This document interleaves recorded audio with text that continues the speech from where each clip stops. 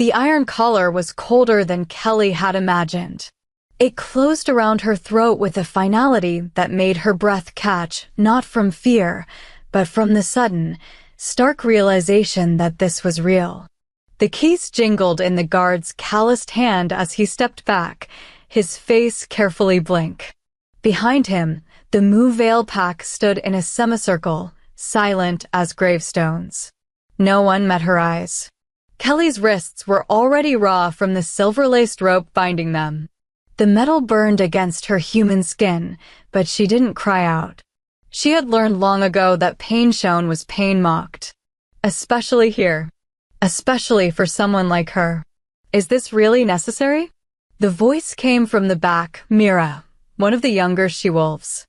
Her tone wasn't quite sympathetic. More curious. As if she were watching an experiment. Elder Adam didn't even turn. The Blood Moon Alpha demanded a life. We're giving him one. Expendable. That's what Kelly was. What she'd always been. The wind shifted, carrying with it the scent of pine and damp earth from the forest beyond the gates. Somewhere out there, in the darkness between the trees, the Blood Moon pack waited. And with them, Alpha Keros, the wolf who had sent word 3 days ago with a simple, brutal ultimatum. Give me a life, or I take your pack.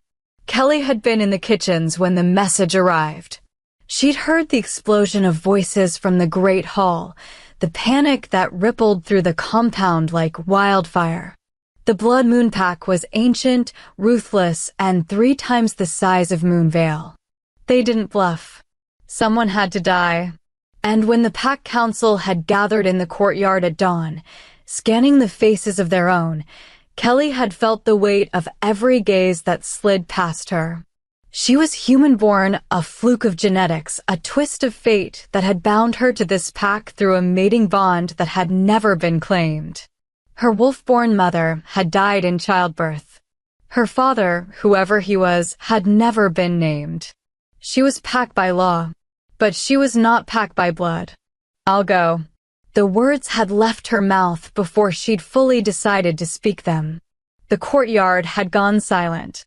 Elder Adam's eyes had narrowed, calculating. Not in concern, in opportunity. You're certain? He'd asked. Kelly had nodded. What else could she do? If she didn't volunteer, they would draw lots. And if someone valuable died, a warrior, a mother, a healer, the pack would never forgive her for existing. At least this way, her death would mean something. At least this way, she could stop waiting for them to find a reason to kill her themselves. Now, standing at the gates with the collar heavy around her neck, Kelly allowed herself one last look at the place that had never been home. The stone walls of the pack house loomed against the gray sky. The training grounds where she'd been forbidden to spar. The garden where she'd spent countless hours alone, pulling weeds because no one wanted her company. She searched the crowd for him. Alpha Lawrence stood at the front, arms crossed, his expression carved from granite. He was younger than most alphas, only 32, but he carried himself with the brutal confidence of a man who had inherited power and never questioned his right to it. His dark hair was tied back, revealing the sharp lines of his face, the cold intelligence in his amber eyes. He had never looked at her. Not really.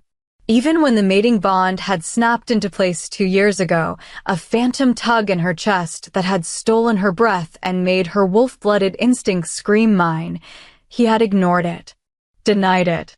The council had ruled that a human-born mate was an insult to an alpha's bloodline, and Lawrence had agreed without hesitation. Kelly had never spoken to him, but she had dreamed of him every night since. Now, as she stood on the threshold of her death, she allowed herself the small, bitter indulgence of hoping he might say something. Anything. Even if it was just goodbye. Lawrence's gaze swept over her once, clinical and detached, before moving away. Her chest hollowed out. Open the gates, Elder Adam commanded. The iron hinges groaned as the gates swung wide, revealing the forest path beyond. Mist curled between the trees, thick and unnatural. The air tasted like copper and smoke. Kelly took a step forward, and then another. The rope around her wrists was held by Austin, a warrior who had once shoved her into the mud during training and laughed when she couldn't get up. He walked ahead of her now, leading her like livestock, and she hated the relief she saw on his shoulders. "Good riddance," his posture said. The gates began to close behind her. Kelly didn't look back this time. There was no point. The pack had made their choice, and so had she. What they didn't know, what no one knew, was the secret she carried beneath her ribs like a second heartbeat. The curse. The ancient bloodline curse that had been weakening the Moonvale pack for decades, stealing their strength, thinning their numbers, and turning their wolves sluggish and small. The elders had blamed everything: bad leadership, tainted bloodlines, the wrath of the moon goddess. But Kelly had found the truth buried in the oldest records, hidden in the archives where no one thought to look, because who would trust a human-born girl with pack history? The curse wasn't attacking the pack. It was bound to her, to the human child who should never have been born, to the daughter of a bloodline so old and twisted that it had fractured into something unnatural. Her existence was a wound in the pack's magic, and as long as she lived, the curse would feed. Her death would end it. The pack would be strong again. The warriors would stop dying in border skirmishes. The pups would be born healthy.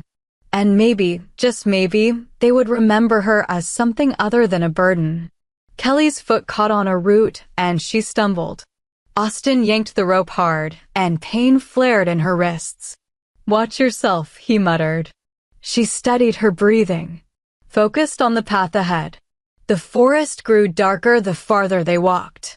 The trees seemed to lean in, their branches clawing at the sky. Kelly could feel eyes on her, dozens of them, hidden in the shadows. The Blood Moon pack was watching, waiting. Then, without warning, Austin stopped. Kelly nearly collided with him.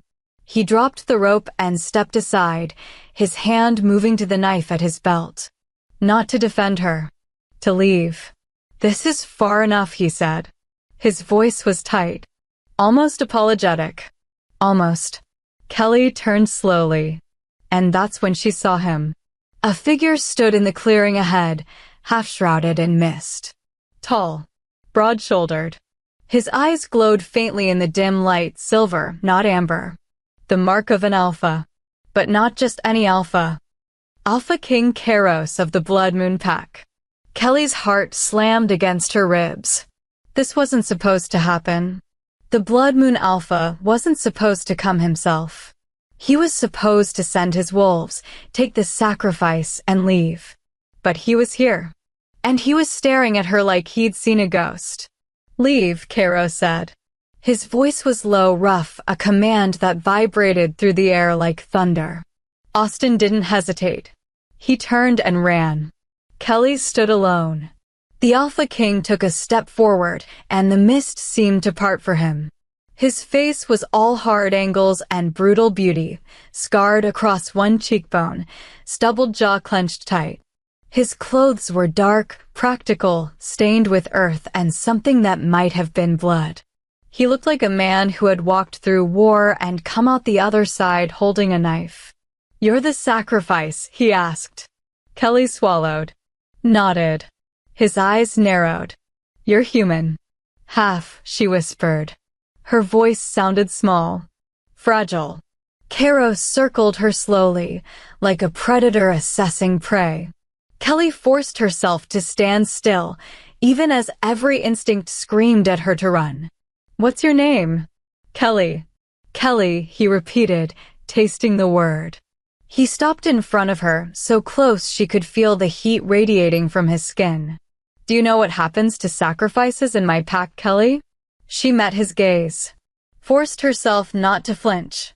"I die." Something flickered in his expression, too fast to name.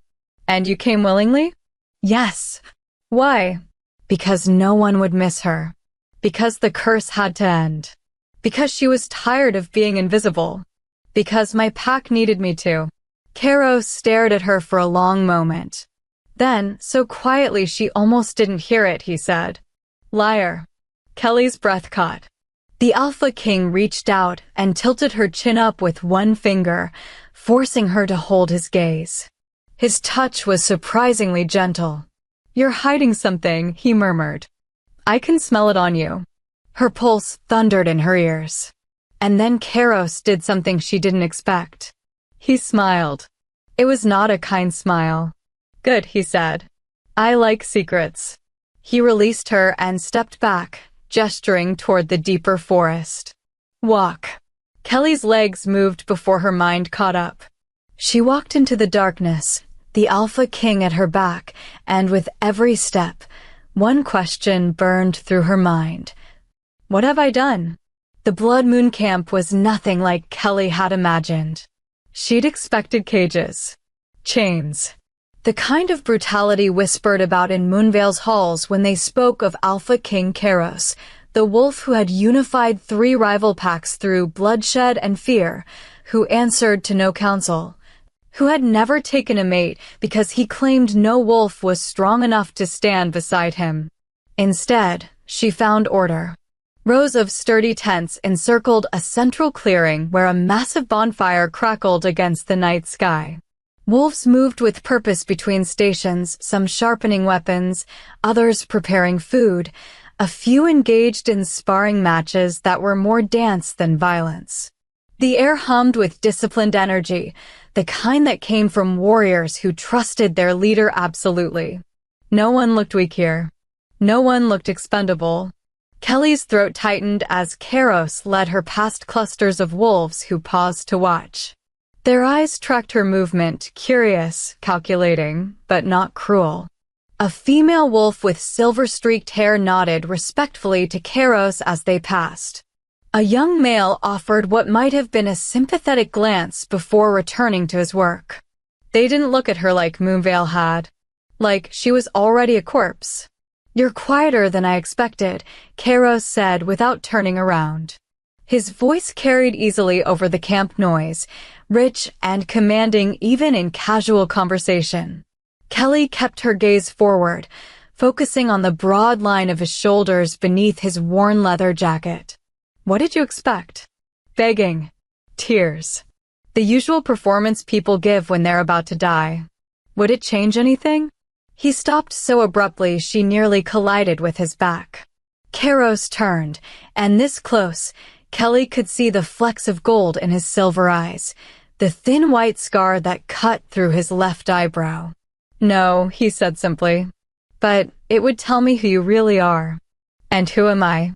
His gaze swept over her face, lingering on details she'd always hated, the too soft curve of her jaw, the scattering of freckles across her nose, the eyes that were brown instead of the amber or silver of true wolves.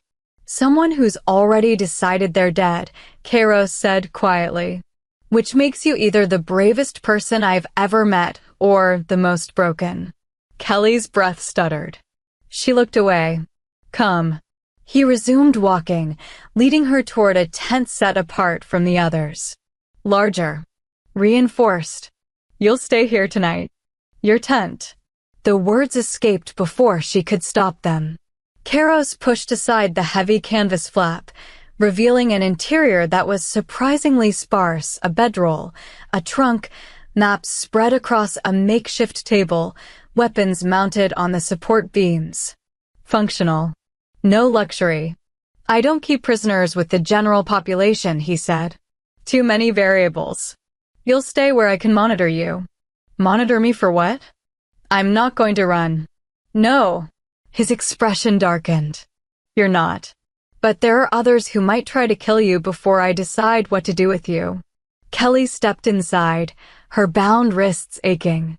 The tent smelled like leather and pine smoke and something else, something wild and magnetic that made her wolf-born instincts stir despite her human blood.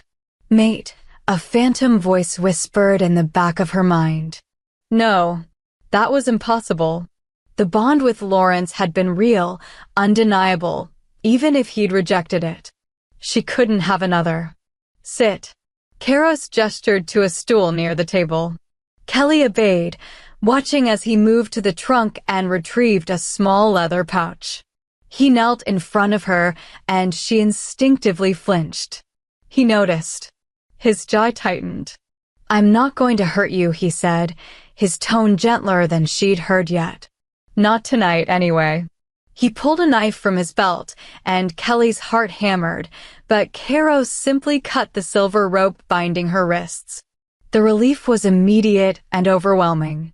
Blood rushed back into her hands, bringing needle-sharp pain. "You didn't cry out," he observed, examining the raw, burned skin of her wrists. "Not once during the walk. Not even when that rope was cutting into you. Would it have mattered? To me? Yes." Keros opened the pouch and extracted a pale green salve that smelled of herbs and moonflower.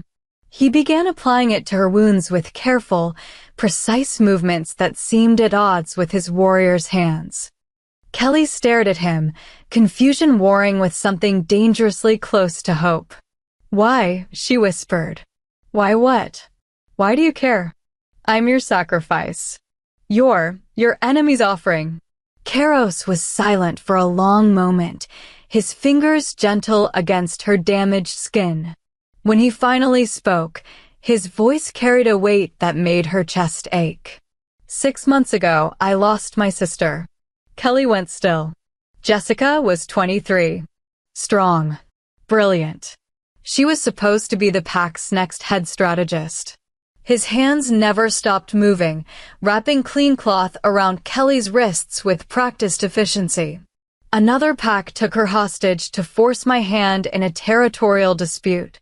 They said if I withdrew my claim, they'd release her. Did you?" "No." The single word was granite hard. "I called their bluff. Sent my warriors to extract her by force." He tied off the bandage and sat back on his heels, his silver eyes distant. "By the time we reached her, she was already gone. They'd killed her the moment they realized I wasn't going to negotiate." Keros looked up at Kelly, and the raw pain in his gaze stole her breath. "She died believing I valued territory over her life. That she was expendable." Kelly's throat closed. "So when your pack offered you, a girl they clearly see as worthless, someone they probably hoped I'd kill quickly and without question, I wondered." He stood, towering over her.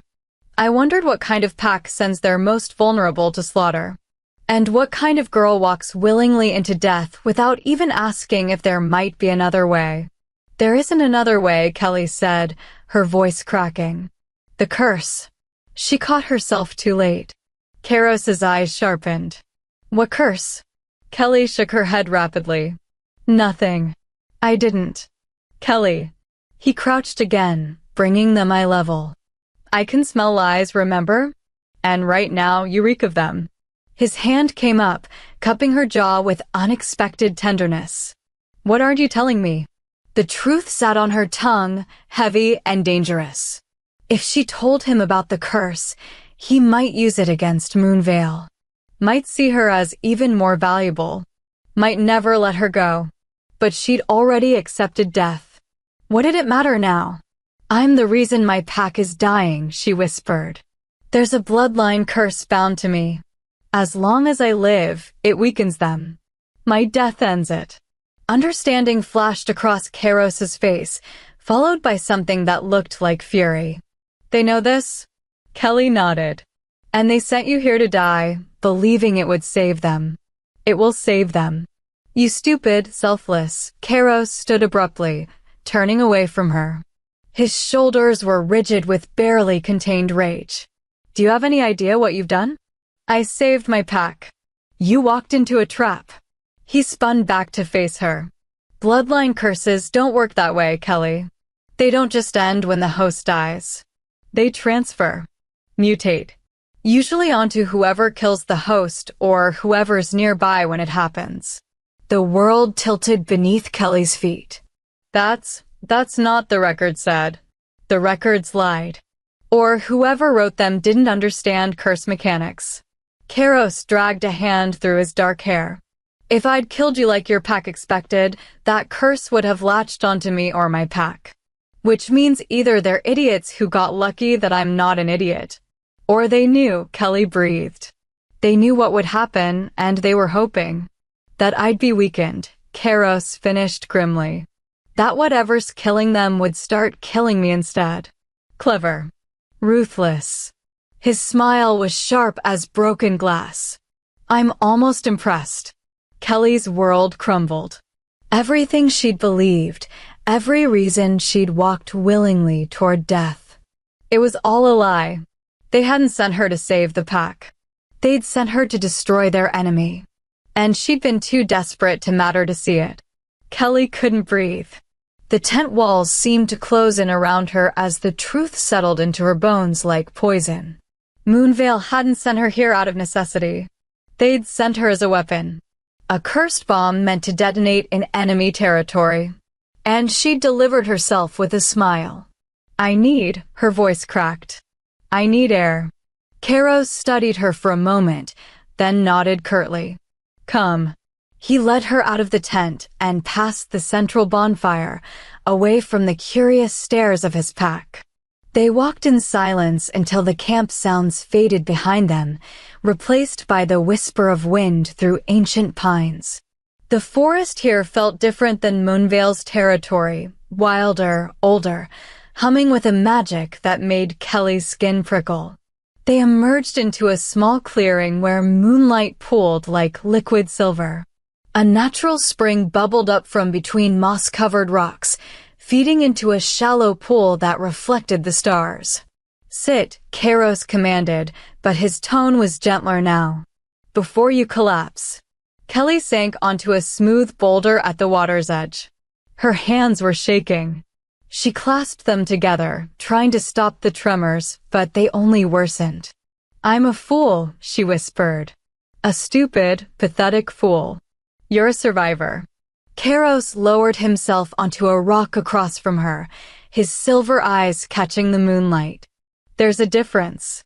I walked into this believing I was saving them. That maybe, just maybe, my death would make me matter. A bitter laugh escaped her throat. But I was just convenient.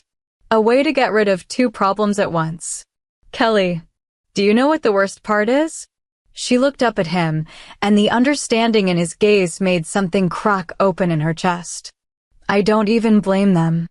I've spent my whole life being nothing. Being invisible. At least this way, I was supposed to be useful. Keros was quiet for a long moment. Then he did something unexpected. He removed his jacket. Kelly blinked as he stood and walked around the pool, draping the worn leather over her shoulders. It was still warm from his body heat, and it smelled like him, pine and smoke, and something indefinably safe. You want to know what I see when I look at you? He asked, settling beside her on the boulder, close enough that their shoulders almost touched. Kelly couldn't speak. She shook her head. I see a girl who volunteered for execution to protect people who never protected her, who walked into enemy territory without begging for mercy, who found evidence of a curse no one else bothered to investigate because they were too busy dismissing you. His voice dropped. I see someone stronger than half the warriors in my pack. And I've been doing this a long time, Kelly. I know strength when I see it. Tears burned behind her eyes. She blinked them back furiously. Then you're seeing wrong. Am I? Keros turned toward her fully, and the intensity of his focus made her breath catch. Tell me something. When you found those records about the curse, why didn't you run? You could have left Moonveil, disappeared into human territory. No one would have searched for you. Kelly had asked herself the same question 100 times. Because running wouldn't have ended it, she said quietly. The curse would have followed me, or stayed with them, and people would keep dying. At least my death was supposed to, she stopped. It doesn't matter now. It matters to me. Something in his tone made Kelly look up. Keros was watching her with an expression she couldn't name, fierce and protective and almost anguished. Why? She whispered. He reached out slowly, giving her time to pull away. When she didn't, his hand came to rest against her cheek, thumb brushing away a tear she hadn't realized had fallen. Because 3 hours ago, I felt something I thought was impossible. Kelly's heart stopped. When you walked into that clearing, bound and resigned to die, I felt a bond snap into place. His eyes searched hers. A mating bond. With you. The world tilted. No. Kelly jerked back, nearly falling off the boulder. That's not, I already have a mate bond. With Alpha Lawrence. It's been there for 2 years, even though he rejected it. You can't have two. You can if the first one was fake. Kelly froze. Karos's expression was grim. Mating bonds can be artificially created. It's old magic, barely practiced anymore, but possible. Usually done to secure alliances or trap powerful wolves into unwanted partnerships. He leaned forward. Tell me about this bond with Lawrence. Did it feel right? Natural. Kelly's mind raced. The bond with Lawrence had always felt wrong somehow, like wearing clothes that didn't quite fit. She'd assumed it was because of her human blood, because she was defective. It hurt, she admitted. Like something was always pulling too tight. And Lawrence never acknowledged it. Not once. Because he knew it was false. Anger flickered across Karos's face. Which means someone in your pack engineered it. Bound you to their alpha to keep you trapped there. But why? Why go through that trouble for someone they see as worthless? Because you're not worthless. You're dangerous. Karos stood, pacing the clearing like a caged wolf. Think about it. A human-born girl with access to a bloodline curse powerful enough to cripple an entire pack? They couldn't let you leave. Couldn't risk you taking that knowledge, that power somewhere else. Kelly's mind reeled. So they created a false bond to keep me loyal. To make me think I belonged. And when they needed a weapon against me, they had one perfectly positioned. Karos stopped in front of her. But they made one critical mistake. What? They didn't account for you being my true mate. The words hung in the air between them, heavy with implication. Kelly stood on shaking legs. This is insane. We just met. We don't even know each other. I know you walked into death without flinching. I know you put your pack above yourself even when they treated you like garbage. I know that right now, every instinct I have is screaming at me to keep you safe. Karos took a step closer. Tell me you don't feel it too.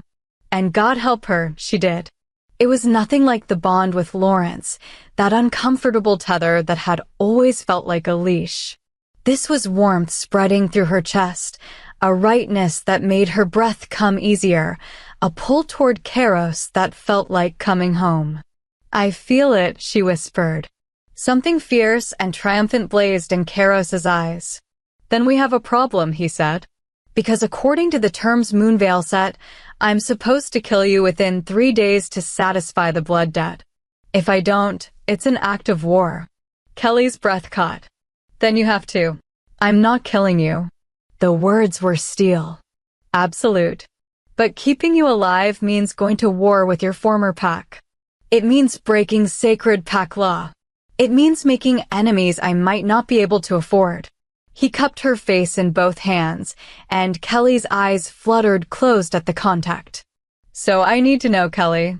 Right now. Are you worth going to war for? She opened her eyes and met his gaze, silver burning with intensity, waiting for an answer that would change everything. For the first time in her life, Kelly thought maybe she was. Yes, she breathed. Karos's smile was sharp and wild and beautiful. Good. Because I've been looking for a reason to destroy Moonveil for years. He kissed her then, fierce and claiming and absolutely devastating. Kelly gasped against his mouth, and Karos took the opportunity to deepen the kiss, one hand tangling in her hair while the other pressed against the small of her back. The false bond with Lawrence shattered like glass. And in its place, the true mate bond with Karos blazed to life, golden and unbreakable and right. When they finally broke apart, Both breathing hard, Keros rested his forehead against hers. "Tomorrow I declare war," he said. "Tomorrow I break every law that keeps you in chains. But tonight," his thumb traced her lower lip, "tonight you're safe. You're mine. And I'm going to make damn sure you understand what that means."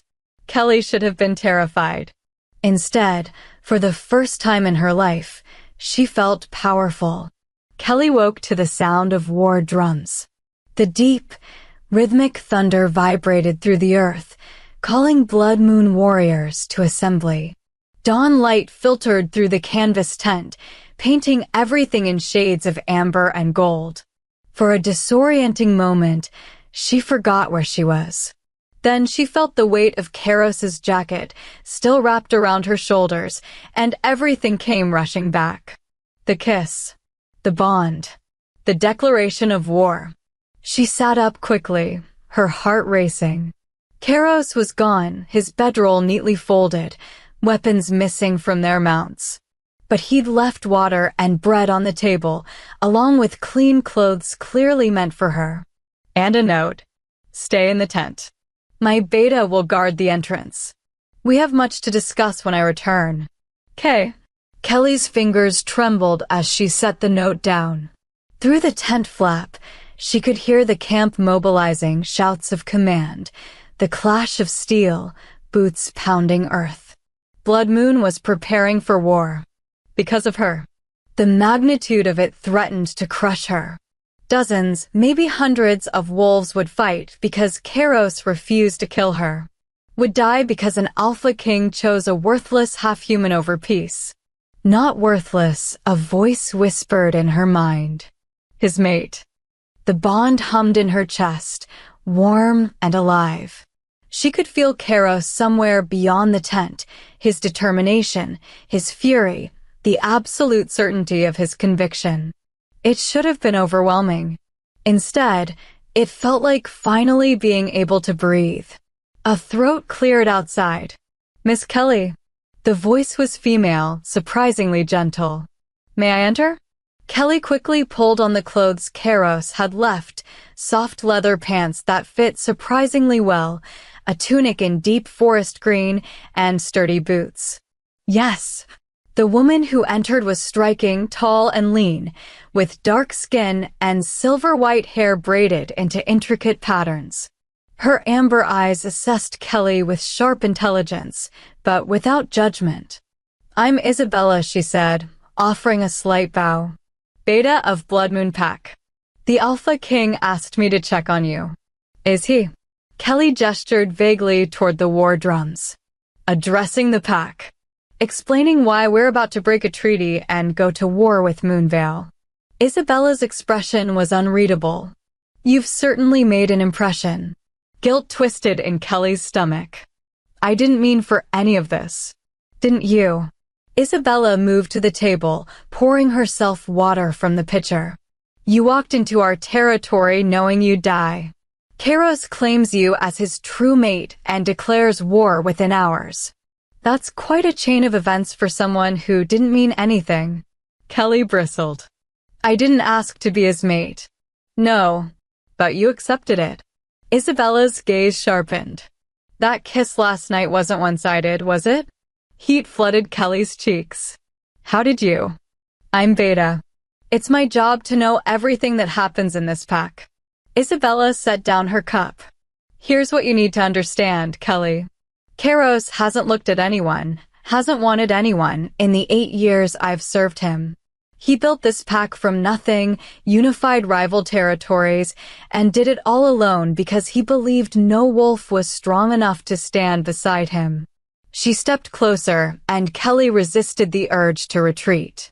"Then you show up, half-human, cursed, from a pack that literally tried to kill him through you, and within 3 hours, he's ready to burn down everything for you." Isabella's voice dropped. "So I need to know, are you using him?" "What?" "No." Kelly's shock was genuine. "I didn't even know about the mate bond until last night. I came here to die. And now?" "Now." Kelly's throat tightened. "Now I don't know what I am. Or what I'm supposed to do." But I'm not using him. I could never, she stopped, surprised by the fierce protectiveness that surged through her. He's the first person who's ever treated me like I matter. Something in Isabella's expression softened fractionally. Good. Because if you hurt him, curse or no curse, I'll end you myself. Before Kelly could respond, shouts erupted outside. Not war cries, something else. Panicked. Urgent. Isabella was moving instantly, hand on her blade. Stay here. But Kelly was already following, pulled by an instinct she didn't understand.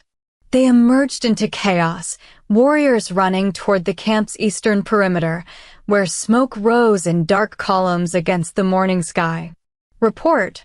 Isabella barked at a passing scout. Moonvale, the young wolf gasped. They've sent an envoy. Under attack protocols. Kelly's blood ran cold. Attack protocols meant they'd come armed, ready for confrontation. They'd come for her. She pushed through the crowd, ignoring Isabella's shout of warning. At the edge of camp, she found Caro standing with a dozen of his warriors, facing a group of Moonvale wolves across a tense line of demarcation. At the front stood Elder Adam, and beside him, Kelly's breath caught. Alpha Lawrence. He looked exactly as she remembered, beautiful and cold, his amber eyes scanning the Blood Moon camp until they landed on her. Something flickered in his expression. Shock? Anger? Kelly. Her name was a command. Come here. Now. She didn't move. Caro shifted, placing himself partially between her and Lawrence. The possessiveness of the gesture sent a thrill through the mate bond. The girl stays, Caro said, his voice dangerously soft. The girl is ours, Adam spat. She was sent as payment for a blood debt. You have no right to keep her. I have every right. She's my mate. Shocked murmurs rippled through both camps. Lawrence's face went carefully blank, but Kelly saw his hands clench into fists. Impossible, Adam said. She's already bonded to Alpha Lawrence. A false bond. Caros's tone could have cut glass. Created through illegal magic to trap her. The true mate bond is with me, and I've claimed it. Lawrence finally spoke, his voice low and lethal. You claimed what was mine. She was never yours. Caros took a step forward, and the air crackled with alpha dominance. You rejected her. Ignored her. Let your pack treat her like garbage for 2 years. You don't get to claim her now that someone else sees her worth. Her worth. Lawrence's laugh was bitter. You think she's worth starting a war? She's cursed, Caros. Poisoned. Everything she touches dies. Kelly flinched, but Caros's hand found hers, squeezing gently. Then I'll die happy, Caros said simply. Lawrence's control snapped. She doesn't belong to you. That bond, whatever you think you feel, it's part of the curse. It's manipulating you, making you think. I know exactly what I feel. Caros's voice was absolute. And I know what you did. Creating a false bond. Sending her here to die and curse me in the process. That alone is grounds for execution. You have no proof. I have her. Caros pulled Kelly forward gently until she stood beside him. Equal. And her testimony is all I need. Elder Adam's face twisted with rage. If you keep her, you violate the blood debt. Moonvale will have the right to retaliate with the full support of the Council of Alphas. Let them try. The threat hung in the air like a blade. Then Lawrence did something Kelly never expected. He looked directly at her, and his voice dropped to something almost pleading. Kelly, come home. We can fix this. He stopped, seeming to struggle with the words. I made a mistake. Rejecting you. Ignoring the bond. I see that now. Come back, and I'll claim you properly. You'll be Luna. You'll finally matter. The words should have meant everything. 2 years ago, Kelly would have wept with joy to hear them. But now, standing beside Caros with the true mate bond singing in her chest, All she felt was pity. "No," she said quietly. Lawrence's face went white. "What?" "I said no." Kelly's voice grew stronger. "You had 2 years to claim me, Lawrence. 2 years to see me as anything other than an inconvenience. You don't get to decide I matter now that someone else does. This is insane. He's manipulated you. He's the first person who ever asked if I was worth saving." The words exploded out of her. "The first person who saw me as more than a burden or a weapon. So no, I'm not coming back. Not now. Not ever." Silence fell. Then Lawrence's expression went cold, colder than Kelly had ever seen. "Then you've made your choice." He looked at Kairos. "And you've made yours. 3 days. That's how long you have before Moonveil marches on this camp with every alliance we can call. If you want war, Alpha King, you'll get it." He turned and walked away, Adam and the other Moonveil wolves following. Kelly's knees nearly gave out. Kairos caught her, pulling her against his chest. "You did well," he murmured into her hair. "I just started a war." "No, they started it the moment they sent you to die." He tilted her chin up. 3 days isn't much time." "Time for what?" His smile was sharp and dangerous and absolutely beautiful. "To break a curse, gather our allies, and show Moonveil exactly what happens when they underestimate my mate." The war room was suffocating. Maps covered every surface, territorial boundaries marked in red, alliance networks in blue, Moonveil's position highlighted in aggressive black. Kairos stood at the center, surrounded by his most trusted warriors, and Kelly could feel the weight of their collective doubt pressing down on her like a physical force. "You're asking us to go to war for a girl we met yesterday," a scarred warrior named Noah said, his tone carefully neutral. "A girl carrying a curse that could destroy us all. I'm asking you to honor the mate bond." Kairos's voice was steel. "Something sacred to our kind. Sacred bonds don't come with curses attached." This from Scott, a silver-haired strategist. "With respect, Alpha, we need more than feelings. We need facts." Kelly wanted to disappear, to fade into the shadows like she'd learned to do at Moonveil. But Kairos's hand found the small of her back, steadying her. "Then let's discuss facts," he said. "Isabella, report." The beta stepped forward, unfurling a scroll covered in cramped handwriting. "I've spent the night researching bloodline curses in our archives. Kelly's situation is unusual." "How unusual?" Kairos asked. "The curse she carries isn't designed to kill. It's designed to bind." Isabella's amber eyes met Kelly's. "Specifically, to bind ancient magic to a bloodline so it can't be accessed by outsiders. Your ancestors were probably magic users, powerful ones. This curse was likely created to protect their abilities from being stolen or corrupted." Kelly's head spun. "My mother never mentioned anything about magic." "Because she probably didn't know." Isabella continued, "These binding curses are generational. They stay dormant until certain conditions are met. Usually the birth of someone with the right combination of bloodlines." "Kelly's half-human," Scott interjected. "That's not exactly pure bloodline material." "Exactly." Isabella's expression was grave, which is probably what activated it. Human DNA disrupted the magical equilibrium, causing the curse to malfunction. Instead of protecting the magic, it started bleeding it, slowly poisoning anyone connected to Kelly's pack through their own pack bonds. The room went silent. "So Moonveil wasn't lying about the curse weakening them," Noah said slowly. "No, but they were lying about the solution."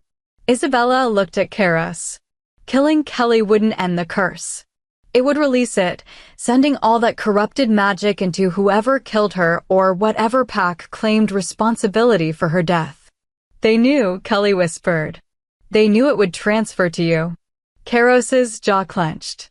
"Can it be broken?" Isabella hesitated. "Theoretically. But it would require a blood ritual.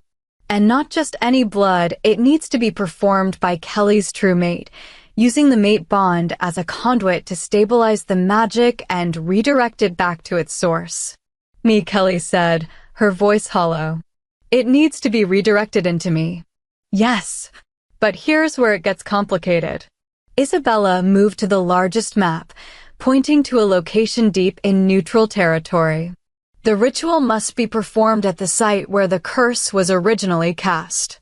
A place of power strong enough to contain the backlash. Kairos studied the map. The ruins of Mooncrest.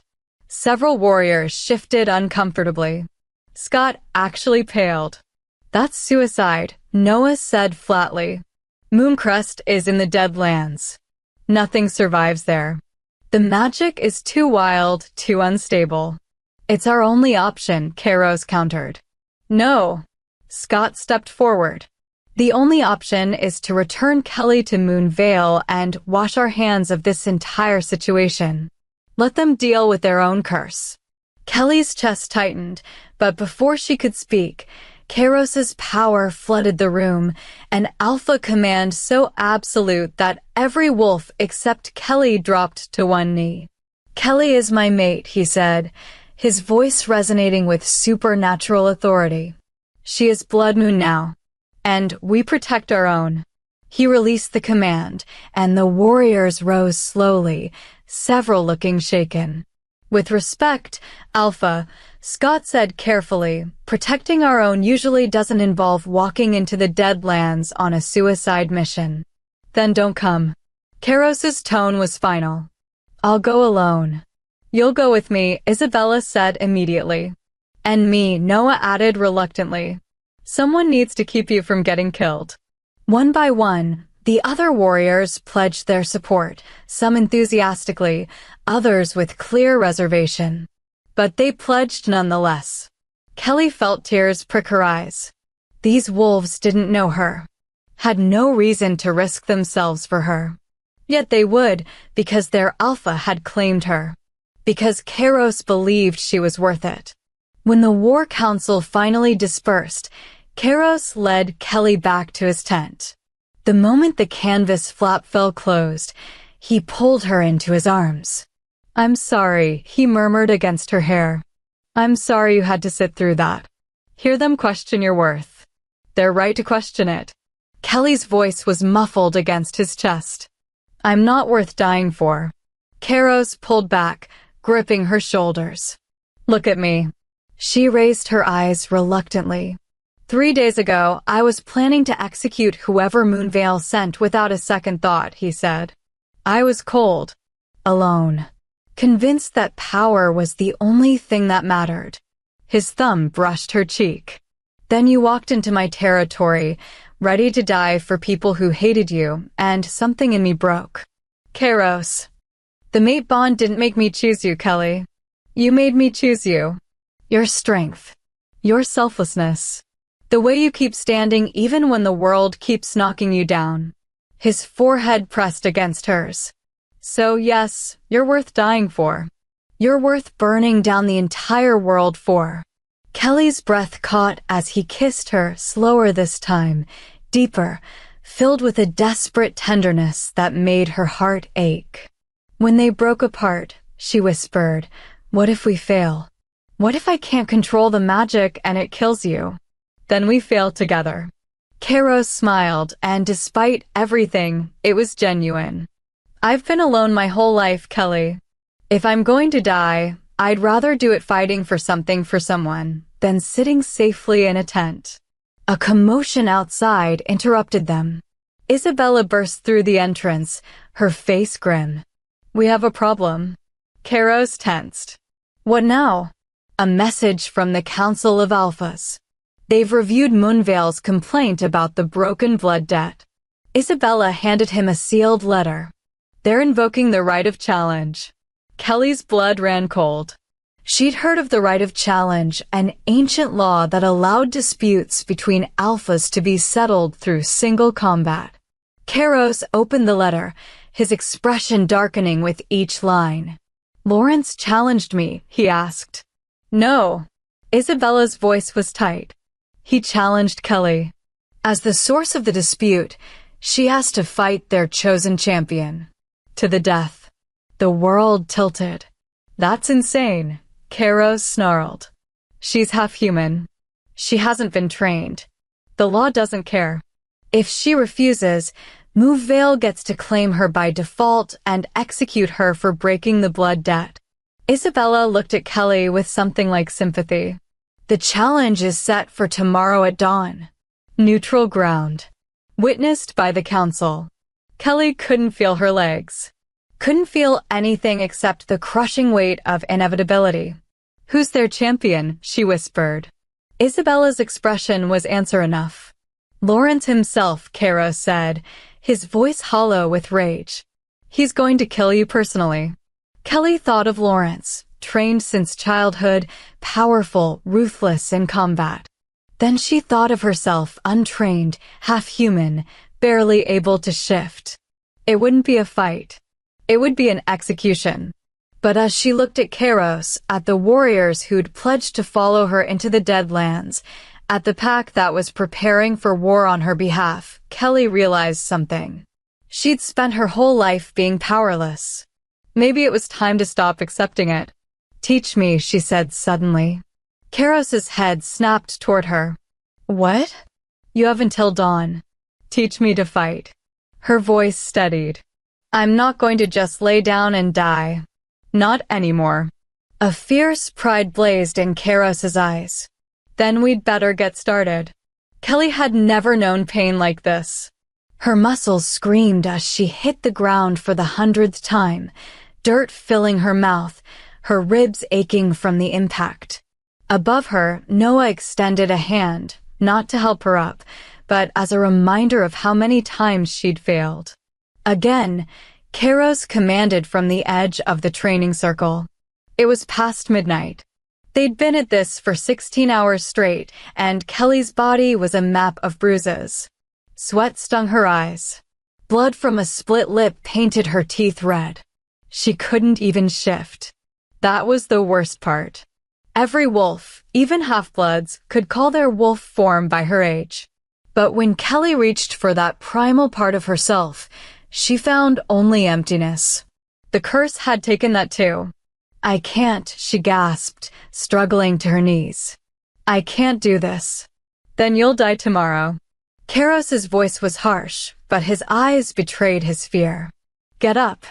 Kelly wanted to scream, to rage against the unfairness of it all. She was being asked to fight a trained alpha with less than a day's preparation, using a body that had never been allowed to train, to access a wolf she couldn't summon. It was impossible. She needs rest, Isabella said from the shadows. She's already at her limit. Her limit isn't enough. Kairos's control cracked, and for the first time since Kelly had met him, she heard desperation. Lawrence will tear her apart in seconds.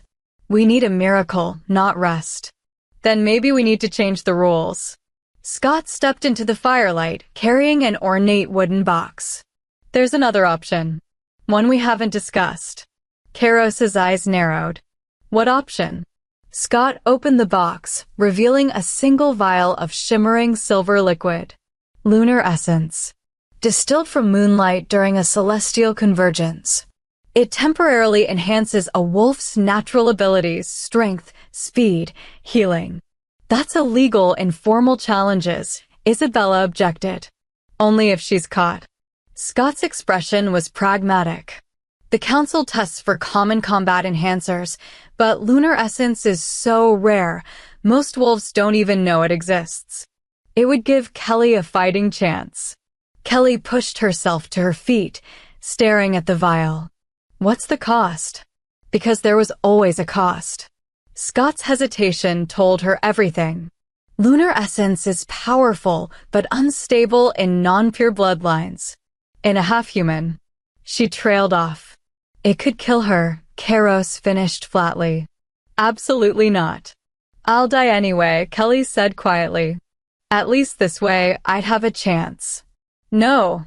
Kairos moved between her and Scott, his body radiating protective fury. We'll find another way. There is no other way. Kelly's voice broke. I can't shift. I can't match his strength. I can barely last 5 minutes against Noah, and he's holding back. She stepped around Kairos, reaching for the vial. This is my choice. Kairos caught her wrist, his grip gentle despite the intensity in his eyes. If you take that, and it kills you, I'll have failed you. Again. Again? His jaw clenched. My sister. I told you she was taken hostage. What I didn't say was that I felt her die. Through the sibling bond. I felt every moment of her fear, her pain, her realization that I wasn't coming fast enough. His voice cracked. I can't feel that again. I can't feel you die. The raw anguish in his words shattered something in Kelly's chest. She turned her hand in his grip, lacing their fingers together. Then help me live, she whispered. Please. The silence stretched between them, heavy with impossible choices. Finally, Kairos closed his eyes. When he opened them again, they were resigned. If we do this, we do it right. He looked at Scott. What does she need to know? Scott's relief was palpable. The essence works best when bonded to powerful emotion. Fear, rage, love, anything intense enough to act as an anchor. Without an anchor, the magic will consume her from the inside. Love, Kelly said immediately, looking at Kairos. The mate bond. Can we use that? Isabella inhaled sharply. That's actually brilliant. The mate bond is one of the strongest magical connections in existence. If she channels the essence through it, it might stabilize, Scott finished. But it's never been tested. You'd be the first. Story of my life. Kelly tried to smile, but it came out shaky. Kairos pulled her close, his forehead pressed to hers. If this goes wrong if I lose you, you won't. Kelly put every ounce of conviction she didn't feel into the words. I'm not dying tomorrow. I'm not giving Lawrence the satisfaction. He kissed her then, fierce and claiming and edged with desperation. Through the mate bond, Kelly felt his terror, his love, the absolute certainty that he would burn the world down if she didn't survive. It terrified her how much she wanted to live up to that faith. When they broke apart, Scott was preparing the vial. We should do this now. Give her body time to adjust before the challenge. Kelly nodded, her heart hammering. Kairos kept one hand on her waist as Scott approached with the shimmering liquid. Drink slowly, Scott instructed. And whatever you do, don't let go of him. Kelly took the vial with trembling fingers.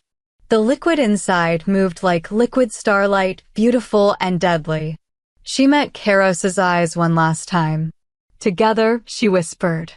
Always. She drank. The essence hit her bloodstream like lightning. Kelly gasped as fire raced through her veins, burning away everything weak, everything human, everything that made her her. She heard screaming, realized distantly it was her own voice. Kairos's arms tightened around her, his voice in her ear a lifeline. I've got you. Stay with me. Kelly, stay with me. The mate bond blazed between them, golden and unbreakable. Kelly grabbed onto it like a drowning woman, using Kairos's strength to anchor herself against the storm raging inside her body. Power flooded her more than she'd ever imagined. She could feel her muscles restructuring, bones strengthening, senses sharpening to impossible clarity. For the first time in her life, she felt the wolf inside her stir. Not a broken, cursed thing. Something magnificent. But the price was agony. The essence was trying to remake her entirely, and her human half was fighting back. Kelly felt herself tearing apart at the seams, caught between two impossible states of being. Kelly. Kairos's voice was desperate now. You have to choose. Human or wolf. You can't be both anymore. The choice should have been easy. But as Kelly stood on the precipice of transformation, feeling the last of her humanity burning away, she realized what she'd lose. The soft parts of herself. The vulnerability that had made her fight for others instead of herself. The heart that had learned to love despite never being loved in return. If she became fully wolf, would she still be her? I choose both, she gasped. That's impossible. I've been impossible my whole life. Power exploded from her, and Kelly felt the essence and her human soul merge instead of fight. The curse, that binding magic meant to protect her bloodline, suddenly made sense. It had never been trying to kill her. It had been trying to make her whole. The transformation completed in a rush of sensation. When Kelly opened her eyes, the world was different, sharper, brighter, alive with magic she'd never been able to see before. And standing before her, eyes wide with shock, Kairos whispered, "Impossible." Kelly looked down at herself and understood. She hadn't become fully wolf. Hadn't lost her humanity. She'd become something new. Something the world had never seen. A hybrid. Truly both. But before she could process what that meant, Isabella burst into the clearing, her face ashen. "Moonvale moved up the challenge," she said. "Lawrence is demanding it happen now. At dawn, which is in 1 hour." Kelly's newfound power surged. "Then let's not keep him waiting." Kairos caught her arm, his expression torn between pride and terror. "You don't have to do this. We can run. Disappear. I'll give up the pack if it means keeping you safe." Kelly cupped his face, feeling the mate bond sing between them. "I'm done running. Done being the girl everyone throws away." Her voice was steel wrapped in silk. "Tomorrow, Lawrence learns what happens when you underestimate the powerless." She kissed him once, soft and sweet and filled with promise. Then she walked toward the arena, toward a fight that would determine not just her fate, but the future of every wolf who'd ever been called weak. Behind her, Kairos and his pack followed. And for the first time in her life, Kelly wasn't walking alone. The challenge ground was a circle of ancient stones, each one carved with runes that glowed faintly in the pre-dawn darkness. Kelly had never seen anything like it. The air itself felt heavy with magic, with the weight of countless challenges fought and settled in blood. The Council of Alphas sat in elevated positions around the circle, their faces impassive masks. 12 of the most powerful wolves in existence gathered to witness her death. Or Lawrence's. Kelly stepped into the circle, and the crowd that had gathered, wolves from dozens of packs, went silent. She could feel their stares, hear their whispered doubts. Half human. Cursed. Doomed. But she also felt Kairos's presence at the edge of the circle, his absolute faith in her blazing through the mate bond like a second heartbeat. It steadied her. Across the circle, Lawrence entered.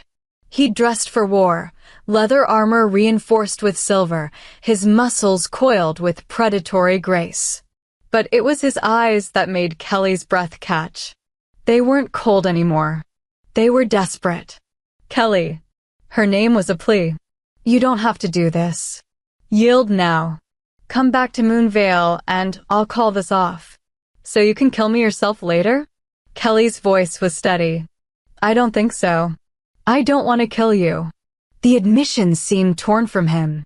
"I never wanted," he stopped, struggling.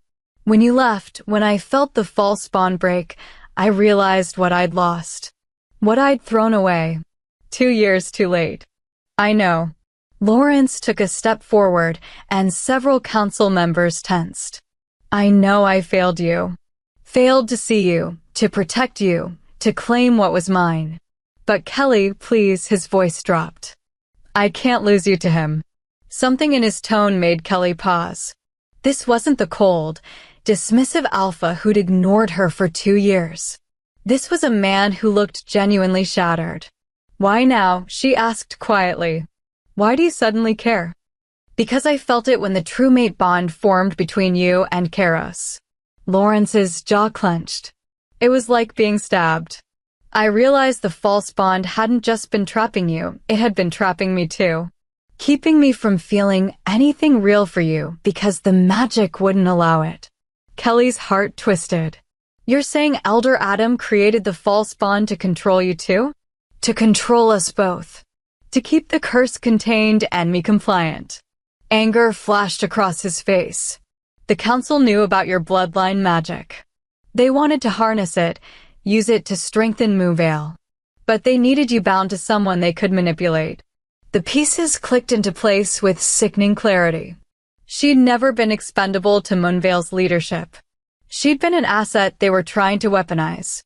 So sending me to Kairos was supposed to curse him and free me to claim you properly, now that I knew the truth. Lawrence's expression was anguished. But you found your true mate instead. And I lost you forever. Lawrence. Enough talking. Elder Adam's voice cut through the arena. He stood at the edge of the circle, his face twisted with rage. This is a challenge to the death, not a negotiation. Fight or yield, but stop wasting our time. Kelly looked at Adam, really looked at him, and saw what she'd missed before. Fear. He was terrified that she and Lawrence might actually reconcile. Because if Lawrence turned against the Moonvale Council, their plans would crumble. You created the false bond, Kelly said, her voice carrying across the arena. You cursed your own alpha to keep him under control. Adam's face went carefully blank. Ridiculous accusations from a desperate girl. Is it? Kairos's voice rang out. He stepped to the edge of the circle, holding up a scroll.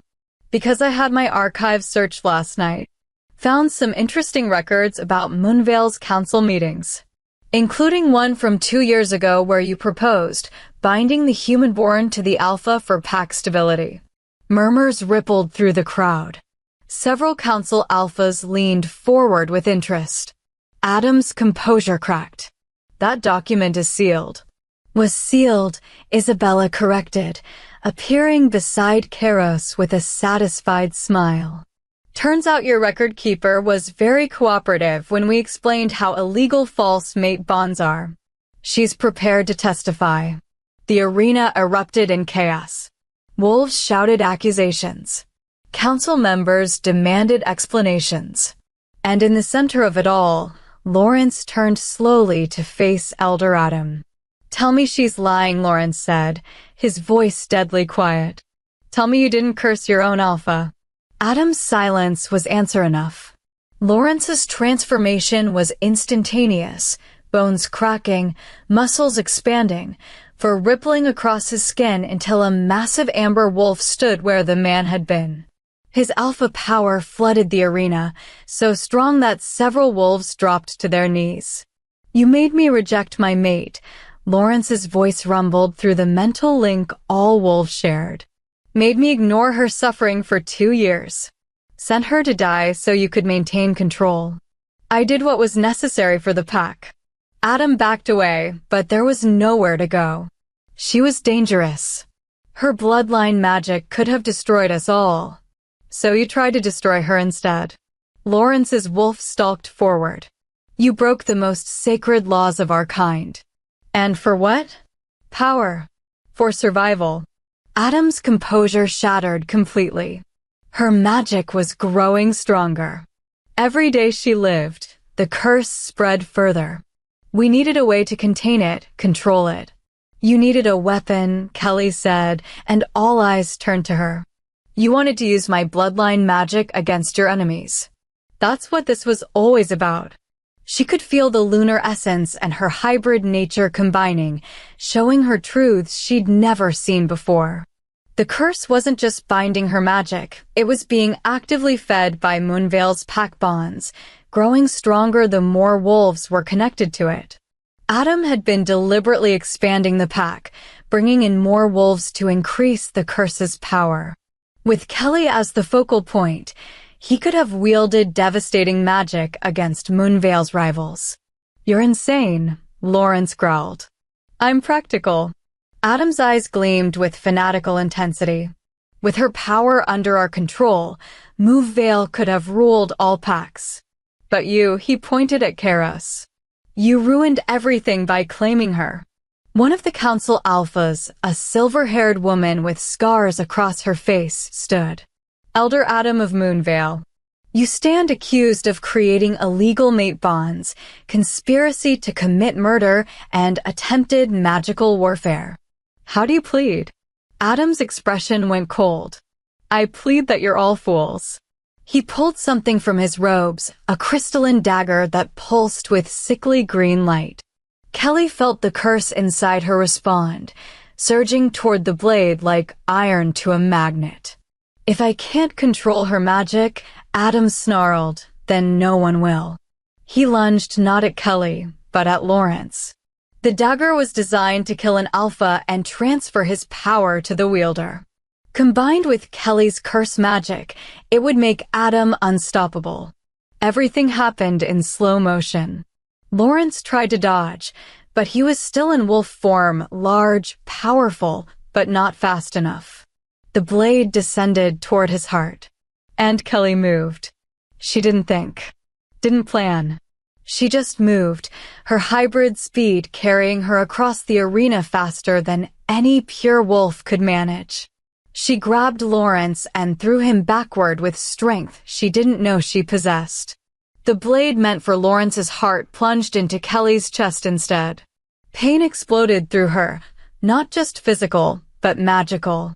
The curse inside her screamed, recognizing the weapon designed to harvest it. She felt her power being ripped away, drawn into the dagger, into Adam. But something unexpected happened. The lunar essence fought back.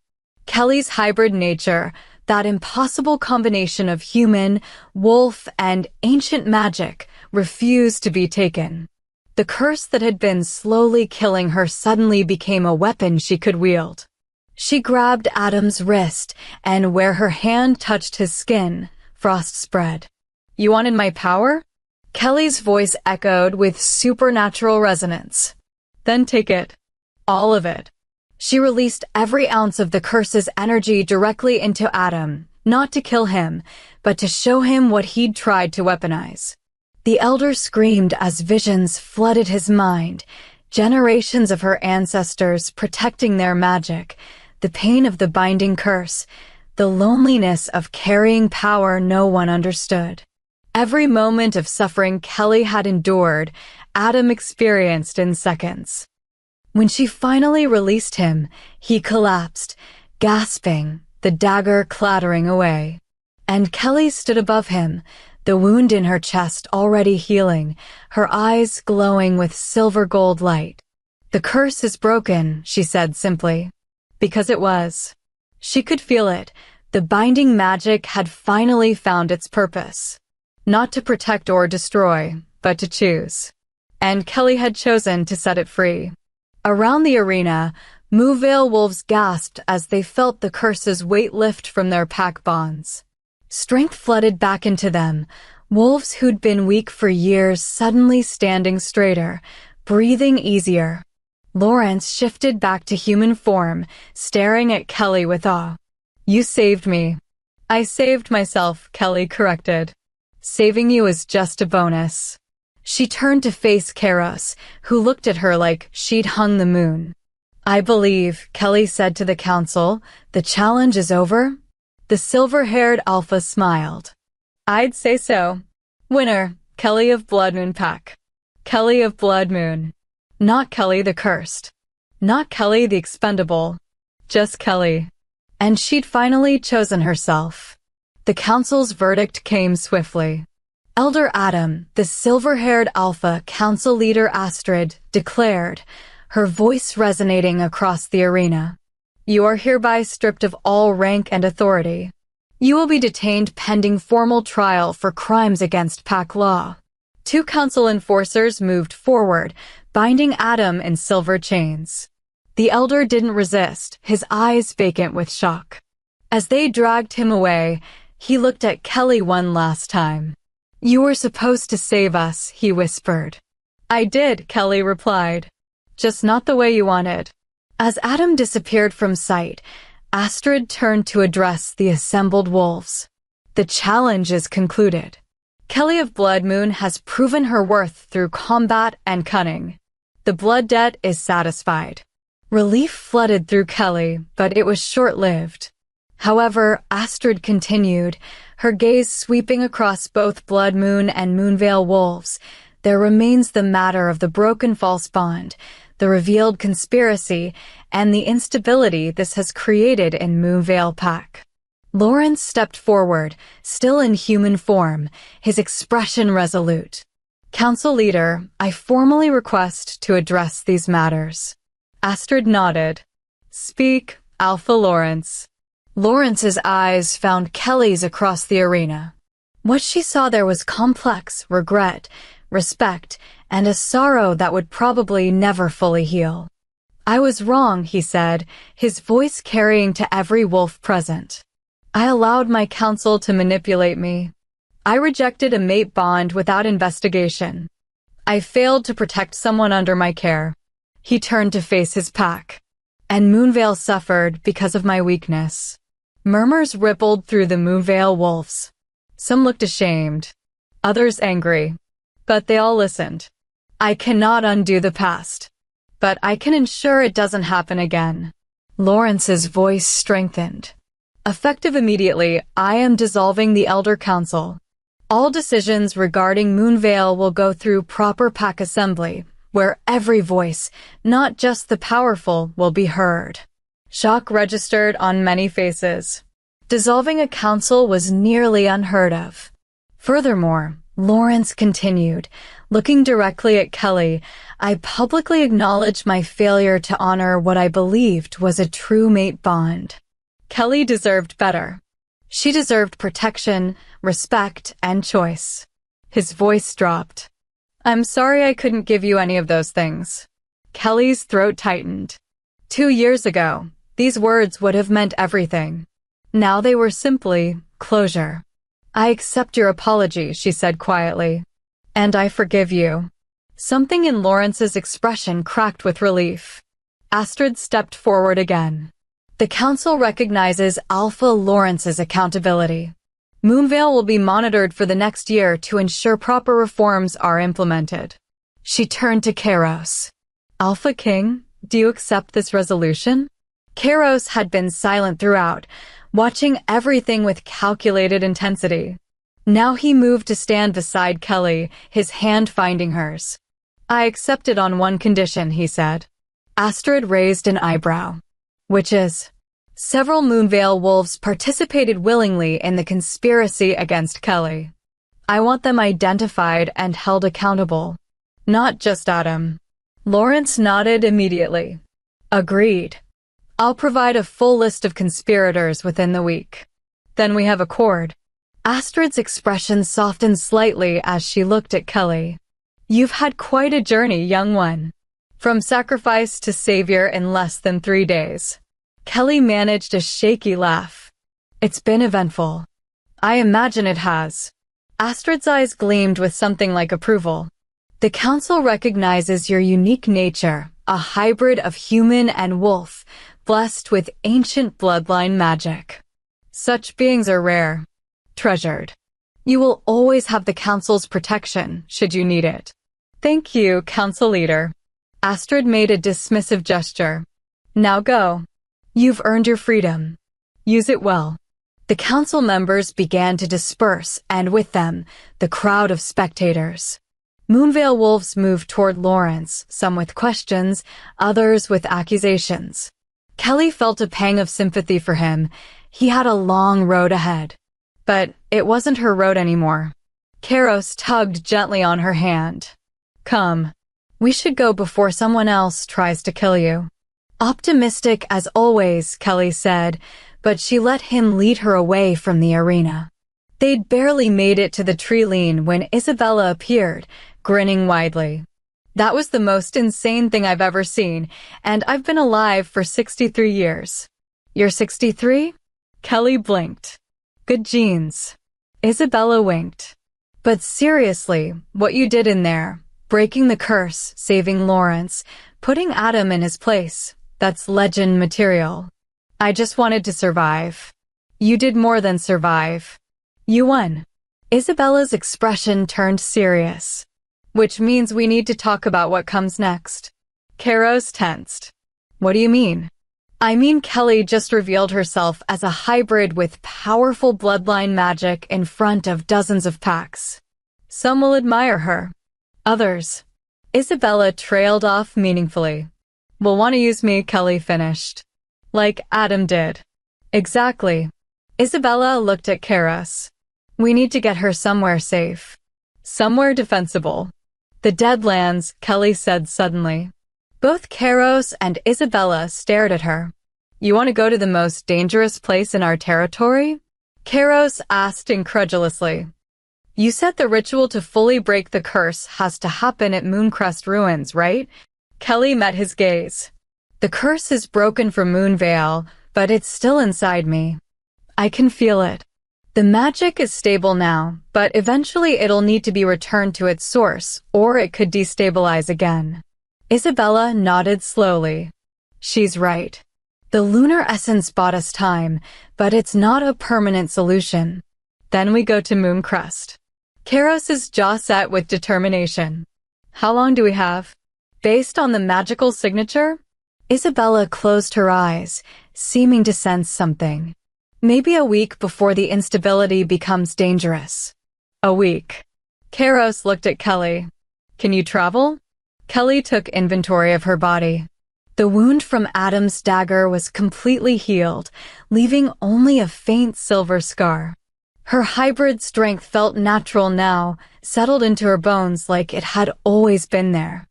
I can do more than travel, she said. I can fight if I need to. Pride blazed in Kairos's eyes. That's my mate. The possessiveness in his tone sent warmth flooding through Kelly's chest. Through the mate bond, she felt his emotions, fierce protectiveness, admiration, and underneath it all, a love so deep it took her breath away. We leave at nightfall, Kairos declared. Isabella, gather our best warriors. Noah, Scott, and anyone else skilled in combat magic. Already on it. Isabella saluted and disappeared into the forest. Alone finally, Kairos pulled Kelly into his arms. She went willingly, resting her head against his chest and listening to the steady thrum of his heartbeat. I thought I lost you, he murmured into her hair. When that blade went into your chest, I thought. I know. Kelly tightened her arms around him. I felt it through the bond. Your fear. It wasn't fear. It was terror. He pulled back to look at her, his silver eyes intense.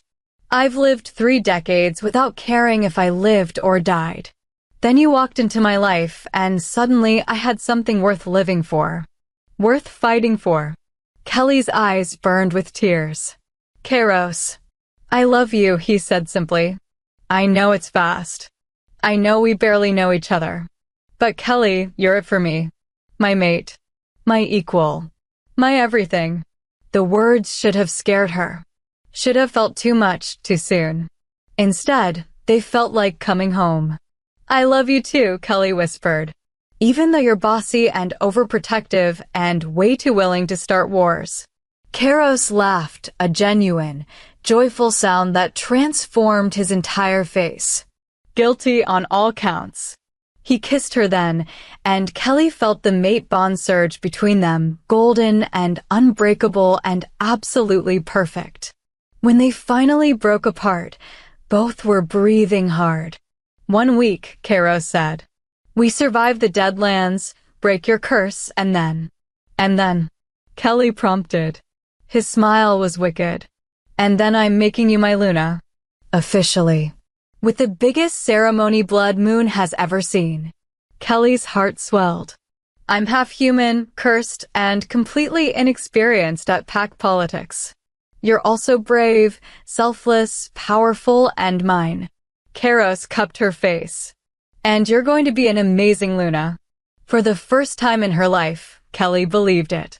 She wasn't the expendable girl anymore. She was the Alpha King's mate. And together, they were going to change everything. The Deadlands lived up to their name. Kelly stood at the edge of the Mooncrest ruins, staring at what remained of an ancient temple complex. Crumbling stone pillars reached toward a sky that seemed perpetually gray here, and the ground was scorched black from magical fires that had burned centuries ago. The air tasted like copper and ash. "This is it," Scott said, consulting the ancient texts they'd brought. "The birthplace of your bloodline's magic. Where the original binding curse was cast to protect your ancestors' power." Kelly could feel it, a resonance deep in her bones, like the ruins were calling to her. The curse magic inside her hummed in response, eager to return home. "How long will the ritual take?" Kairos asked, his hand never leaving Kelly's. "An hour, maybe 2. Scott's expression was grave. "But there's a complication." "Of course there is," Isabella muttered. "The ritual requires Kelly to channel all the curse magic out of herself and back into the ruins. But that much power flowing through a hybrid body." Scott hesitated. "It could kill her. Or worse, fracture her into separate human and wolf halves." Kelly's stomach dropped. "Worse than death. You'd be alive, but not whole. Not you anymore." Kairos's grip on her hand tightened painfully. "Then we find another way." "There is no other way," Kelly said softly. She'd known, deep down, that this moment was coming. That saving herself would require risking everything. "We do the ritual." "Kelly." "Kairos, please." She turned to face him, drinking in every detail, his silver eyes, the scar through his eyebrow, the fierce love written across his face. "If I don't do this, the curse will eventually destabilize. It could hurt your pack. Hurt you. I can't live with that. And I can't live without you." His voice broke. "Don't ask me to stand here and watch you die." Kelly cupped his face, feeling tears slip down her own cheeks. "Then have faith. Faith that I'm strong enough to survive this. That our bond is strong enough to keep me whole." Through their connection, she felt his anguish, his fear, and underneath it all, his absolute trust in her. Together, he whispered, echoing her words from before. "Always." Scott began preparing the ritual circle, drawing intricate symbols on the scorched ground with a mixture of silver dust and moonflower oil. Noah and the other warriors formed a protective perimeter, watching for threats. And Kairos refused to let go of Kelly's hand. When the circle was complete, Scott gestured to the center. "Kelly, you need to stand here." "Kairos," she hesitated. "You can stay at the edge, maintaining the mate bond connection. It might help stabilize her." "Might?" Kairos's expression was thunderous. "This has never been done before," Scott admitted. "I'm theorizing based on ancient texts and hope." "Comforting," Isabella said dryly. Kelly squeezed Kairos's hand one last time, then stepped into the circle's center. Immediately, she felt the magic respond, the ruins pulsing with recognition, the curse inside her surging toward release. "Start the ritual," she said. Scott began chanting in a language older than pack law, older than the council, older than werewolves themselves. The words resonated through the dead lands, making the air shimmer with power. Kelly gasped as the curse magic began to tear free from her body. It felt like being turned inside out, every cell screaming, every nerve on fire. She could feel herself fragmenting, the human and wolf parts of her nature beginning to separate. "No," she thought desperately. "I'm both. I'm whole." But the magic didn't care about her identity. It wanted out. Through the pain, she felt Kairos's presence through the mate bond, a golden thread connecting them, pulsing with his strength, his love, his absolute refusal to let her go. "Hold on," his voice echoed in her mind. "I've got you." Kelly grabbed onto that thread like a lifeline. The bond had made her whole before, when the lunar essence tried to destroy her, when the false bond shattered. It could do it again. She just had to trust it. Trust him. The curse magic roared out of her in a torrent of silver-black light, flowing from her body into the ruins. The ancient stones absorbed it greedily, glowing brighter with each passing second. Kelly felt herself being drained, not just of the curse, but of her hybrid strength, her newly awakened power. Everything that made her special was being ripped away. And underneath it all, she could feel the split beginning, human Kelly and wolf Kelly trying to become separate entities. No, she screamed silently. I'm not just human. I'm not just wolf. I'm both. The mate bond blazed brighter in response. Through it, Kelly felt Kairos pouring his own strength into her, his alpha power, his certainty, his love. It wasn't enough to stop the separation, but it gave her an anchor. Kelly focused everything she had on that golden thread connecting her to Kairos. She imagined it winding through every part of her being, human and wolf alike, binding them together not with curse magic, but with choice. I choose both, she declared, to the magic, to the universe, to herself. I choose all of me. Something shifted. The curse magic, ancient, powerful, designed to protect and bind, recognized that choice. Recognized that Kelly's hybrid nature wasn't a flaw or a mistake. It was evolution. The magic surged one final time, and instead of tearing Kelly apart, it rewove her. Human and wolf merged not just physically, but spiritually, two halves becoming one whole, stronger than either part alone. When the light finally faded, Kelly collapsed. Kairos was there instantly, catching her before she hit the ground. Kelly? Kelly, talk to me. She opened her eyes, and they were different. One silver like a wolf's, one brown like a human's. A perfect blend. I'm okay, she whispered. I'm whole. The relief on Kairos's face was devastating. He pulled her against his chest, and Kelly could feel him shaking. Scott approached cautiously, examining the now dark ruins. The curse is gone. Returned to its source and neutralized. She looked at Kelly with awe. And you survived. Not just survived, you integrated it. What does that mean? Isabella asked. It means Kelly's hybrid nature is permanent now. Stable. She'll never have to choose between human and wolf because she'll always be both. Scott smiled. She's the first of her kind. A true hybrid. Kelly looked up at Kairos. Is that okay? That I'm not fully wolf. Are you serious? Kairos laughed, the sound edged with relieved hysteria.